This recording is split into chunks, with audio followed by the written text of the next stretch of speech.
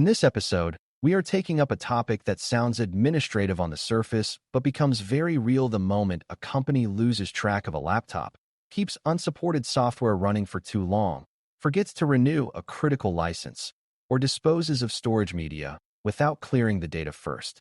That topic is evaluating policies related to information technology, IT, asset lifecycle management. And it matters because technology assets are not just things a company buys and forgets.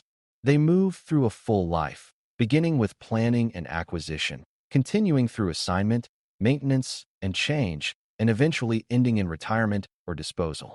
When policies are clear and well-governed, that life cycle is controlled in a way that supports cost management, security, compliance, and reliable operations.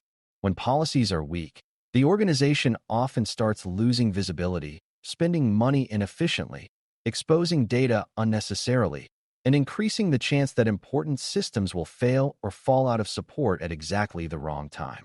Before we continue, a quick note. This audio course is a companion to our course companion books. The first book is about the exam and provides detailed information on how to pass it best. The second book is a Kindle-only ebook that contains 1,000 flashcards that can be used on your mobile device or Kindle. Check them both out at cyberauthor.me in the Bare Metal Study Guide series. A good starting point is to define what an IT asset actually is. Many beginners think first of laptops, servers, and printers, and those certainly count. But the term is broader than physical equipment alone. Software licenses, mobile devices, storage media, network hardware, virtual machines, cloud resources, support subscriptions, and sometimes even service accounts or digital components tied to business operations may all need to be governed as assets depending on the organization's structure and policies. Asset lifecycle management is the practice of guiding those resources from initial need and acquisition through use, support, change, tracking, replacement, and final retirement. Policies related to this life cycle provide the organization's rules and expectations for how that process should work. They are important because assets create both value and risk. A device or application helps the business operate, but if it is acquired carelessly, configured poorly, maintained weakly, or retired informally, the same asset can become a source of waste, exposure, downtime, and control failure. One reason auditors care so much about this area is that asset lifecycle policy sits at the crossroads of operations, security, finance, and governance. If the organization does not know what assets it owns or uses, it cannot protect them properly, support them consistently, or budget for them intelligently. If it cannot say who has custody of an asset, where it is located, whether it is still supported, or when it should be replaced, then small weaknesses can grow into broader operational and control issues. This is also where a useful distinction appears between policy and procedure. A policy states the organization's expectations and rules, such as requiring all production assets to be inventoried, assigned, maintained, and retired using approved processes. A procedure explains how staff are expected to carry those rules out in daily work. Auditors evaluate policies because they reveal whether management has defined what should happen, who is responsible, and what standards the organization is supposed to follow throughout the life of its technology assets. A strong asset lifecycle policy framework usually begins with governance and ownership. Someone must be responsible for defining the rules, someone must approve exceptions, someone must keep inventories current, and someone must ensure that assets are supported throughout their useful life. Beginners sometimes assume that all of this belongs entirely to one technical team, but the reality is often more distributed. Procurement may control purchasing, finance may care about capitalization or lease obligations, security may care about access and protection, operations may support the asset during use, and business leaders may own the need that justified the asset in the first place. Good policies help coordinate those roles so responsibilities do not become vague or overlapping. Auditors evaluate whether ownership is clear enough to support action. If a device is missing, who investigates? If a system reaches end of support, who is accountable for replacement planning? If an unapproved asset appears in the environment, who has authority to address it? Policy is what helps answer those questions before confusion turns into risk. Acquisition policies are one of the earliest control points in the asset lifecycle. and they often determine whether problems will be manageable later or become embedded from the start. A sound policy should require that assets be acquired based on a defined business need, appropriate approval, and alignment with organizational standards. That means the company should know why the asset is needed, whether it fits the environment, whether security and support requirements have been considered, and whether the purchase introduces licensing, compatibility, vendor, or compliance issues that must be managed. When acquisition policies are weak, organizations often end up with duplicate tools, unsupported hardware, inconsistent software versions, or services purchased directly by departments without enough oversight. Auditors review this stage carefully because once an asset is deployed and integrated into daily use, fixing poor acquisition decisions becomes harder and more expensive. A strong acquisition policy does not exist to slow the business unnecessarily. It exists to make sure assets enter the environment in a way that supports control, consistency, and long-term manageability rather than short-term convenience alone. After acquisition, one of the most important policy areas is inventory and identification.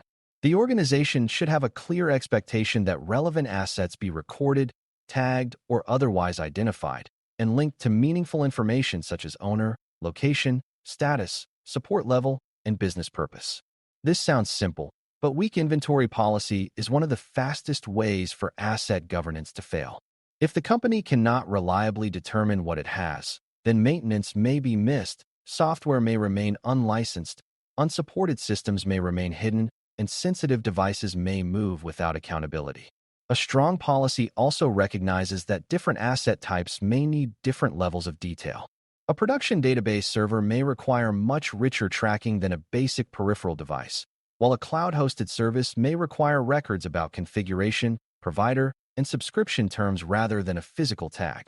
Auditors evaluate whether inventory policies are practical, risk-based, and current enough to support real oversight, because an inventory that is rarely updated or only partially complete provides far less control than it appears to on paper.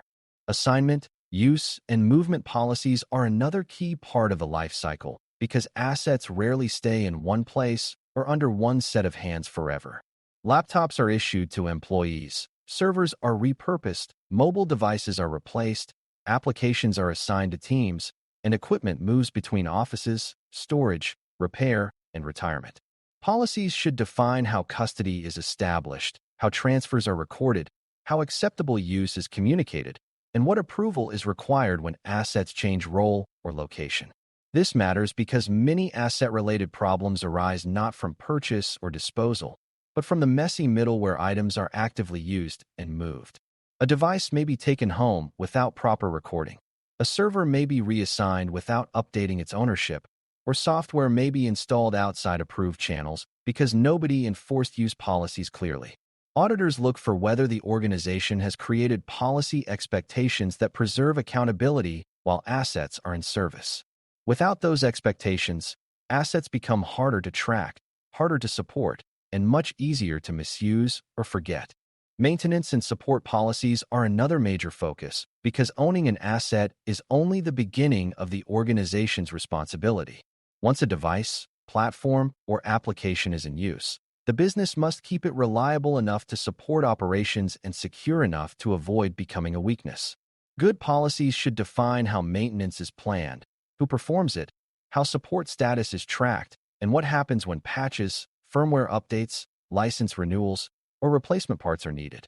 This is where asset lifecycle management becomes tightly connected to operational resilience. A system that remains in service but falls outside vendor support is no longer just an aging asset. It becomes a risk decision, whether management acknowledges that or not. Auditors evaluate whether maintenance policies are proactive or reactive. If the organization waits until failure, emergency replacement, or public vulnerability disclosure before acting, that is a sign the life cycle is being managed poorly. Strong policy helps move the organization away from improvisation and toward disciplined support planning that keeps assets healthy during their useful life. Security policies are closely tied to life cycle management because the way an asset is governed from beginning to end affects how well it can be protected. A new asset may need secure configuration before it ever enters production. A device assigned to a user may require access controls, encryption, monitoring, and recovery capability. A server that changes roles may need its permissions adjusted. A mobile device leaving the company may require lock, wipe, or data removal procedures before it is reassigned or disposed of. Policies should therefore link lifecycle expectations with security expectations rather than treating them as separate worlds.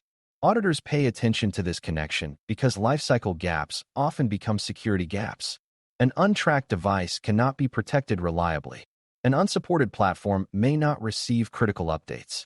A retired storage device that was not sanitized properly can expose sensitive data even after it has supposedly left service.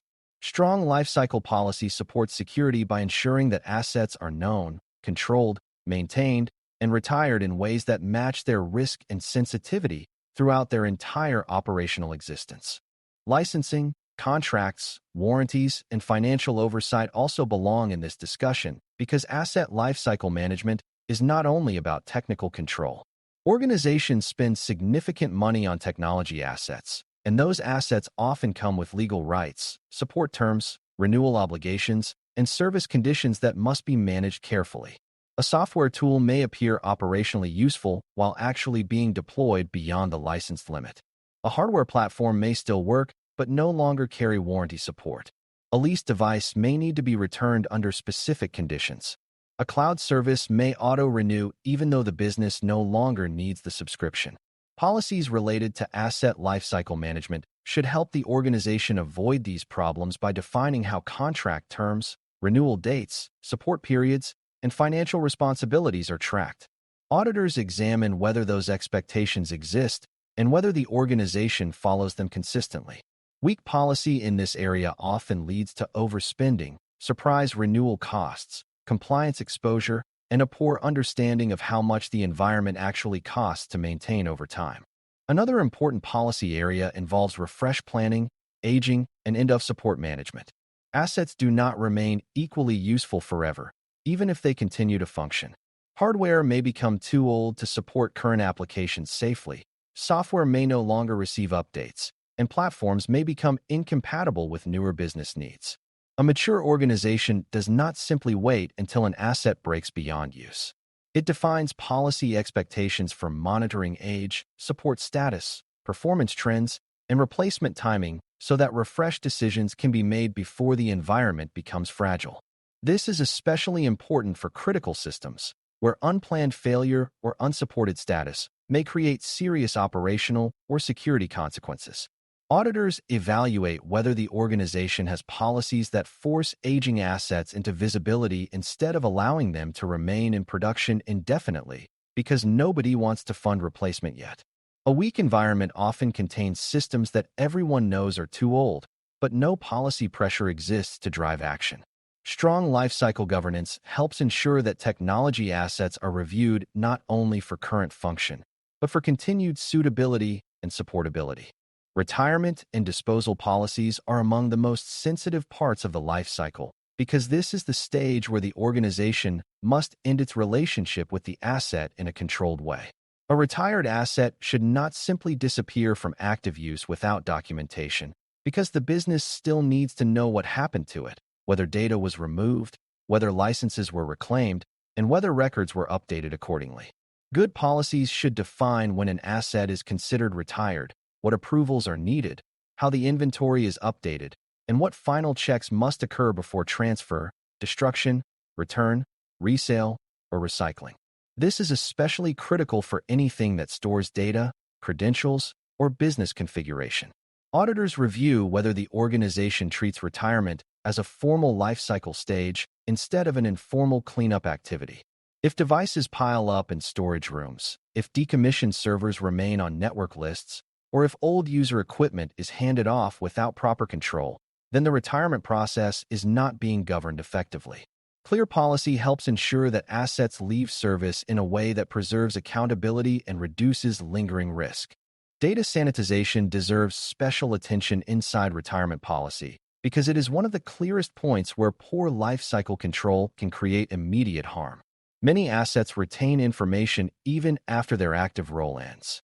Laptops, phones, storage drives, virtual server images, removable media, network appliances, and multifunction devices may all contain sensitive data, access tokens, credentials, or configuration details. If those assets are reused, sold, returned, recycled, or discarded without appropriate sanitization, the organization may expose information long after the asset was considered out of service. Policies should therefore define what sanitization means for different asset types, who is authorized to perform it, how evidence is retained, and when physical destruction is required instead of logical clearing. Auditors pay close attention here because disposal failures are often avoidable and highly visible when they occur. A strong policy framework recognizes that the final stage of the life cycle is still part of governance. An asset does not stop maturing simply because the organization no longer plans to use it. Exception handling, communication, and enforcement are also crucial because no policy is effective if it cannot be followed realistically or if nobody knows what to do when normal rules cannot be met.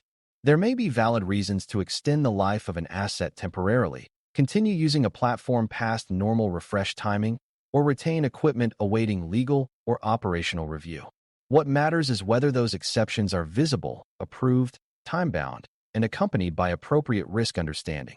Policies should also be communicated clearly enough that staff understand the expectations at each stage of the life cycle. If procurement teams, managers, users, support staff, and disposal partners all interpret the rules differently, the policy framework will fail in practice even if the documents look complete. Auditors evaluate not just the presence of policy, but whether it is understood, applied, and supported by oversight. A mature organization trains people on their responsibilities, tracks compliance meaningfully, and uses exception processes to manage unavoidable deviations rather than allowing informal workarounds to replace governance. From an audit perspective, evaluating policies related to IT asset lifecycle management means looking for evidence that the organization has defined sensible expectations and connected them to real operational behavior from beginning to end. The auditor may review policy documents, inventory records, procurement approvals, maintenance schedules, support agreements, custody records, exception logs, retirement evidence, sanitization documentation, and interviews with the people responsible for different life cycle stages. The key question is whether the policies work together as a coherent framework or exist as disconnected rules that leave major gaps between acquisition and disposal. A strong environment usually shows clear ownership, complete enough inventories, disciplined acquisition, active support management, visible aging decisions, controlled retirement, and evidence that exceptions are managed rather than hidden. A weaker environment usually shows missing records, outdated assets, unclear responsibility, unsupported software, forgotten equipment, and disposal processes that rely too heavily on assumption. The overall goal of the audit is to determine whether asset lifecycle policy helps the organization preserve value and reduce risk over time instead of merely documenting intentions.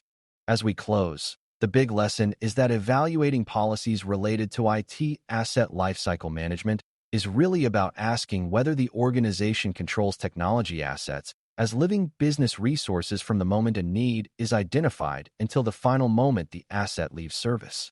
Good lifecycle policy is not just about keeping a list of equipment. It is about shaping the full journey of hardware, software, services, and other technology resources so they are acquired wisely, tracked clearly, used responsibly, maintained appropriately, refreshed on time, and retired safely.